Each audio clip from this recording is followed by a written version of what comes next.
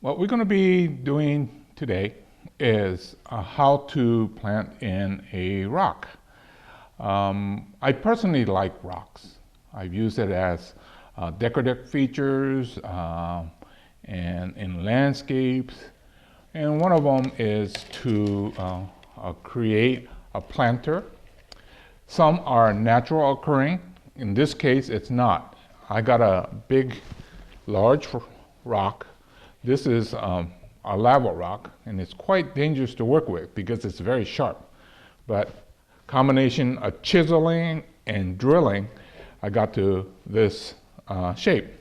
Now, you have to have a fairly flat bottom so it doesn't rock too much. But that's what this is, and there's a big enough planting space that I carved out. How rocks are carved.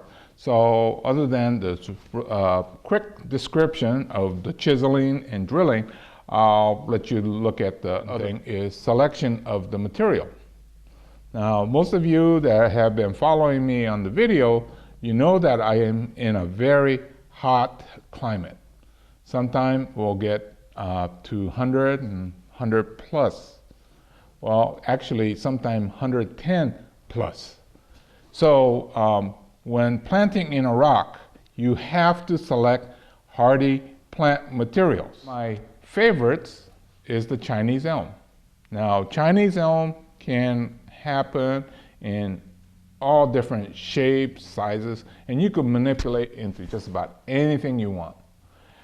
On this one, I thought maybe that this upright, straight upright, might look good in relation to the overall rock. 4 or 5 years ago from a seed bed. So how did I get tall ones and short ones? Well, what you do is you let some grow really big real fast, then you get the tall one and then you cut. And then others you keep them tightly trimmed and then you keep them small. So although all these are the same age, they're different size. Rock, I think your side and my side either could be the front, but I kind of like this side as the front. So I'm going to use this. So for now, you have the back side so that I can position the trees in relation to the rock, and then I'll spin it and show it. This is just a rough fit. It needs to go down. But now you have the front, and I'm thinking of making the presentation like that. What I need to do is to shave a little bit of the root ball so that it fits down in better. But you notice that most of the time I'm using materials that are well prepared, so that to take raw materials and put it in is okay, but I like to prep my materials years in advance so these projects can happen almost instantaneously. Add some soil on the bottom, kind of work the roots loose so that it fits in nicely, and ta-da!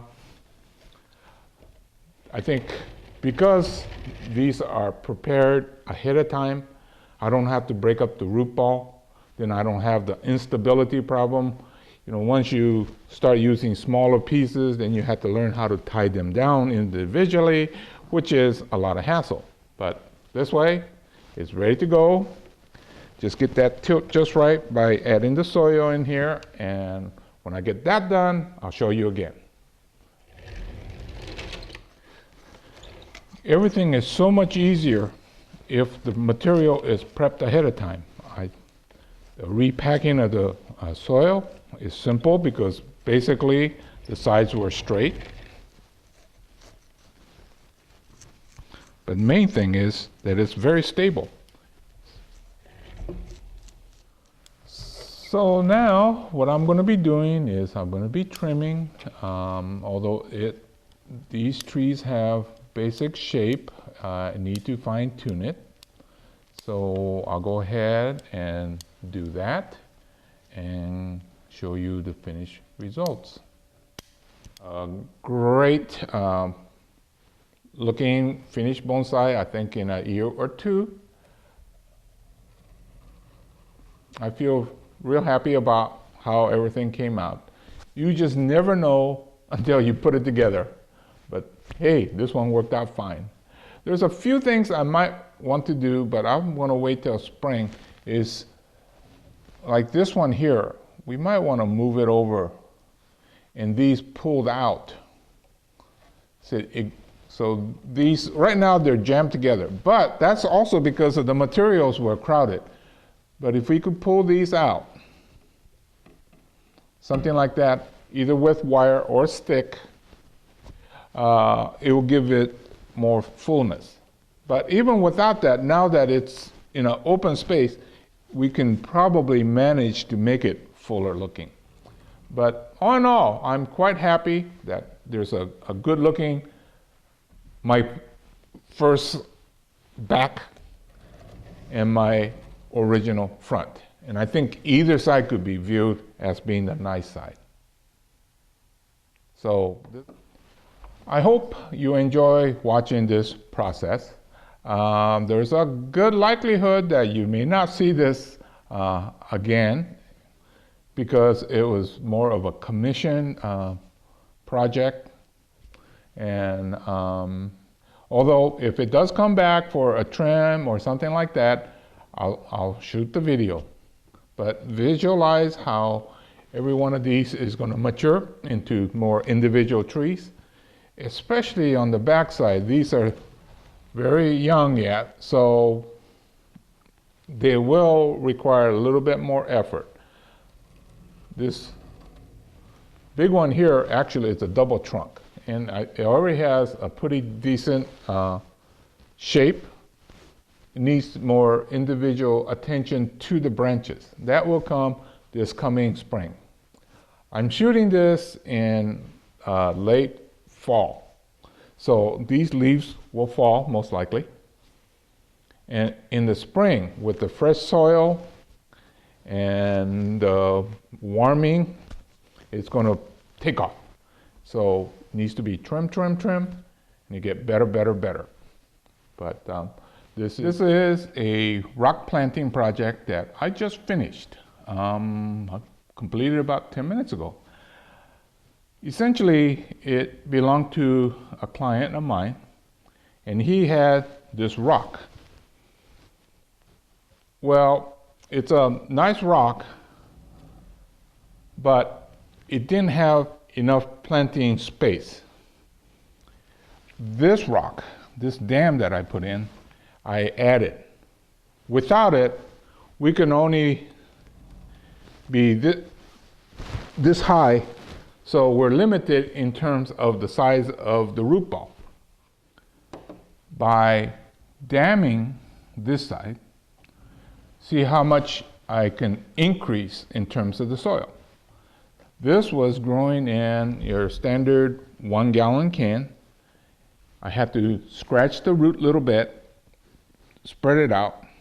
I didn't cut it so that it stays stable. And it's working out fine. This was a piece of rock that I had, the same kind. It's some sort of a lava type rock. And it was just the right size, and there's a little area that it catches, and it catches on that side, so it's held together just with the tension of the soil pushing against it. Now, that was just a matter of luck. But when we're doing this kind of project, it's a matter of eye or skill, but a lot of it has to do with luck. If I were to dam this eye up using unrelated rock, it'll look funny. If I use concrete or something like that, it would be funny. I wish that this had a little bit better tint. Actually, the inside looked better, but this was the only way that it worked. And it kind of mimics the coloring of this. So on this type of rock, it does have different texture. What I'm using here is a Chinese elm.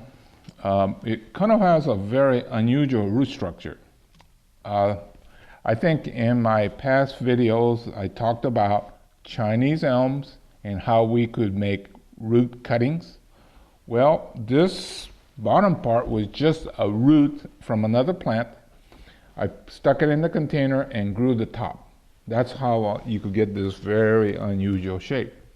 This is a dwarf type of geranium, and what I want to see is to kind of drape over the front.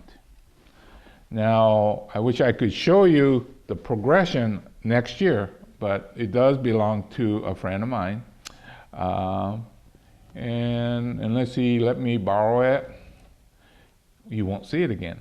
But even for a project that was just done, just 10 minutes ago, this Chinese elm,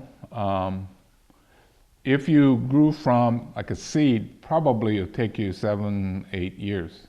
But from a root cutting, I think this is on my 3rd year. It doesn't really matter the age, but how well prepared they are. So for this rock, I felt that this will complement it. It kind of highlights the features in the rock with the greenery on top. And grasses or other condiment like that within a space, you have to be careful. These tend to grow big real fast. So after this starts draping over on this side, it needs to be trimmed, and then this cannot encroach underneath here. So this is about the place I want to be with this. And the